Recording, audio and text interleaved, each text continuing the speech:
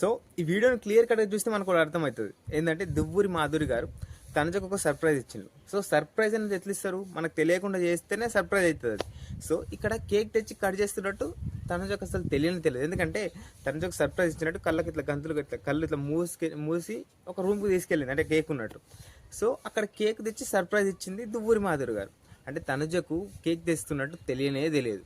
So అలాంటి situation మనం తనుజ తప్పని ఎట్లా అంటాం? కొందరు ఎట్లా అంటే గీతురాయలకు ప్లస్ తనుజకు ముడి కడుతున్నారు. సో అక్కడ గీతురాయలు చేసిన తప్పే,